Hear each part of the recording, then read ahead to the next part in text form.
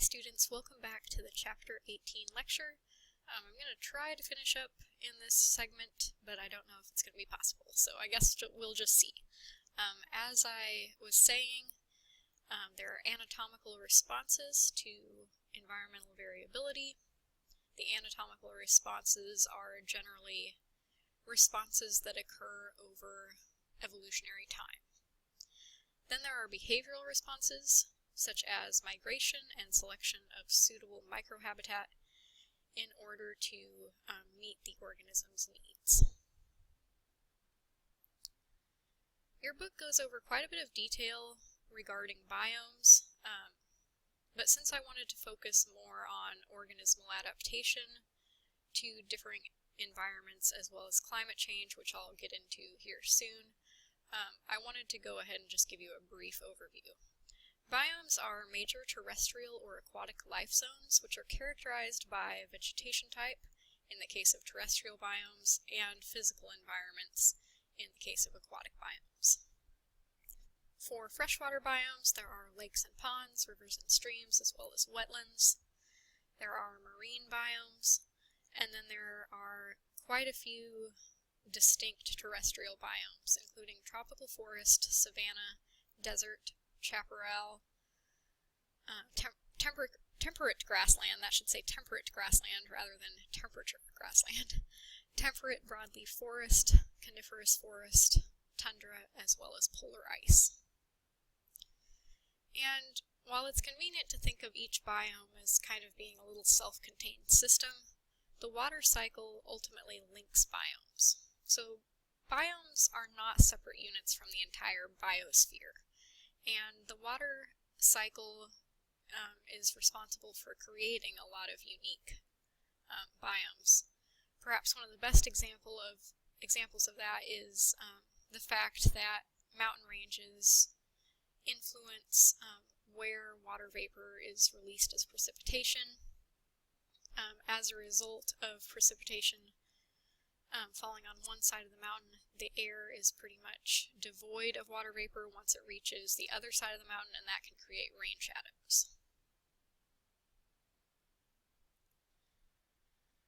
Okay, I'm going to go into issues regarding human impact on biomes. One of the most obvious effects that human population growth and resource use has had is on forests. About 3/4 of the Earth's land surface has been altered through thousands of years of human occupation. And unsustainable agricultural practices have rendered former farmland unusable. Researchers have estimated that replacing this degraded farmland for growing food accounts for about 80% of the deforestation occurring. So because we have basically depleted the topsoil and the nutrients and not replaced those nutrients and rebuilt that topsoil due to unsustainable agricultural practices, we've basically had to abandon old farmland. And that degraded farmland is unsuitable for growing things, so we have to go find new areas where we can grow crops. These aerial photos show development in the Rondônia area of the Brazilian rainforest. Here you can see in 1975 the forest was virtually intact. It was a remote area, and it had not been exploited by humans yet. This is the same area in 2001 after a paved highway was created through this region. And as a result of this increased human access, there has been increased human exploitation, and deforestation has occurred as a result of that. Freshwater, there are problems with freshwater systems, not only just from overuse of water, but through polluting water sources. So we have pollutants such as phosphorus and nitrogen from fertilizer, as well as livestock feedlots. There are industrial pollutants and improper disposal of waste through point source and non-point source pollution. So a point source of pollution would be, for example, a factory dumping industrial waste. non-point source would be the accumulation of pollutants that are running off from land and just running into freshwater environments, but not from one concentrated source. And of course we have major overuse of water. This shows a map of Las Vegas, Nevada, in May of 1973, and as you can see there are some croplands shown in green and human habitation. In May of 2000, that area had grown substantially in the amount of cropland occupying that area, as well as human population.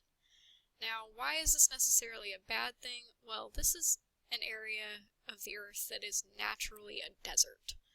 And in order to get it to be green, in order to grow lawns and golf courses and crops, you need to use water. And this community here has largely decimated nearby freshwater sources, both aquifers and from rivers, due to the growing demand that people have for water. When you deplete freshwater sources, of course, that's going to mean there's less water available for fish and other wildlife, and it's just going to disrupt the entire ecosystem. Okay, global climate change. A topic that is often contentious. It is not contentious, however, among scientists who study it. It is considered to be settled science. That does not mean that we're not still learning about climate change and its causes, but the overwhelming majority of scientists around the world agree that global climate change is indeed happening and that it's human-caused. Global climate patterns are changing because of rising concentration of carbon dioxide and certain other greenhouse gases in the atmosphere. So Earth's atmosphere naturally traps greenhouse gases, similarly to the walls of a greenhouse or the windows in a car. So we have solar radiation here, we have an atmospheric layer that is responsible for trapping a lot of that solar radiation and heat.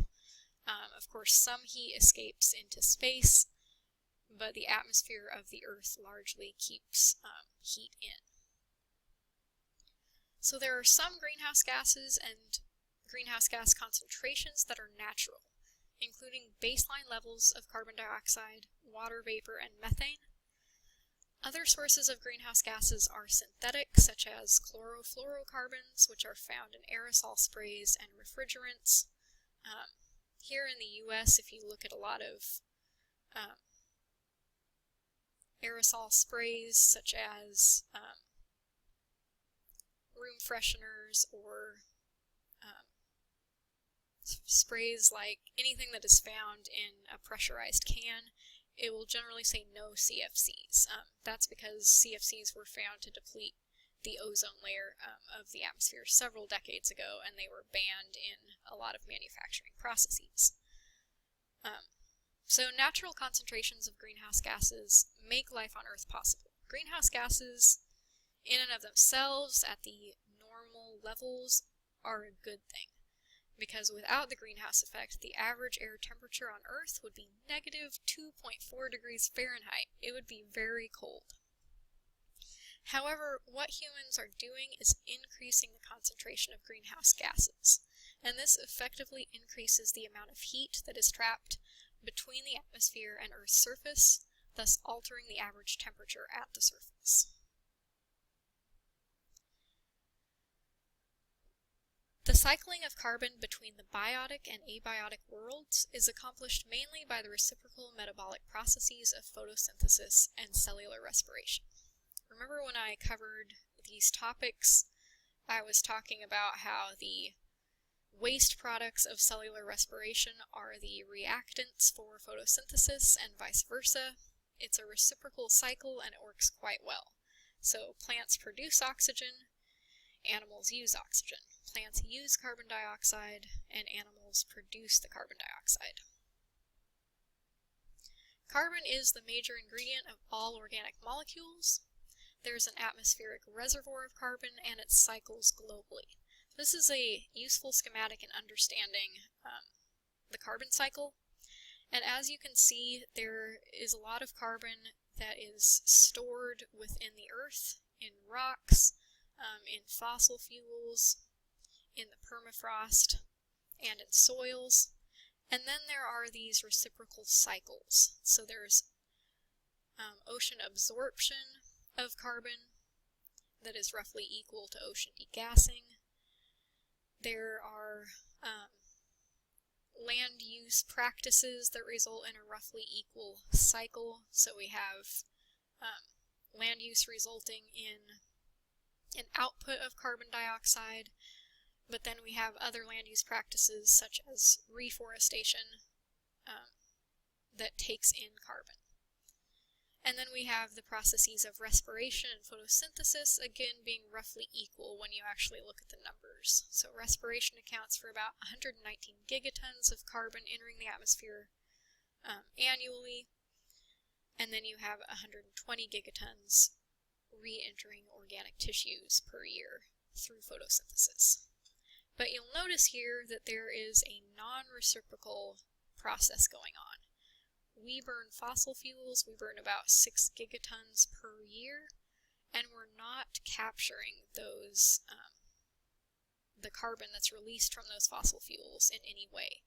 So we are releasing the carbon when we burn fossil fuels, and we're not capturing it. There's no sink to that source. So this is the main problem with human use of fossil fuels. The signature effect of rising greenhouse gases in the atmosphere is the steady increase in the average global temperature, which has risen about 0.8 degrees Celsius or 1.4 degrees Fahrenheit over the past century, mostly over the last 30 years. Okay, so as a human, with the advent of central air and air conditioners in our car and all sorts of different clothing options to keep us comfortable, this doesn't seem like a big deal. But when you look back to that thermal neutral zone chart and you consider the fact that animals can't just go into a dwelling or turn on the AC to escape the heat, then you'll start to realize that it is actually a fairly significant problem. So 1.4 degrees Fahrenheit in that period of time for the Earth to warm is actually pretty significant. When we examine temperatures on Earth in the past through sediments and fossils and air bubbles trapped in ice that record the amount of carbon that was in the atmosphere, we're seeing that the rate at which the Earth is warming is not within baseline levels. It's actually much faster. For 650,000 years, the atmospheric concentration of carbon dioxide did not exceed 300 parts per million. So you can see throughout many years, hundreds of years, global atmospheric carbon dioxide concentrations were fairly stable. And prior to the Industrial Revolution, the concentration was 280 parts per million. Due to the Industrial Revolution changing the way humans live, changing the way humans interact with the environment and use resources, and the fact that we burn fossil fuels, the concentration today is nearly 390 parts per million and rising.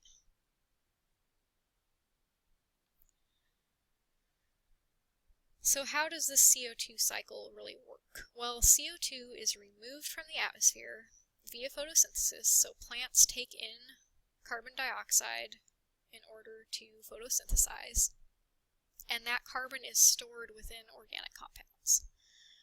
The molecules are eventually broken down by cellular respiration, and the carbon dioxide is returned to the atmosphere.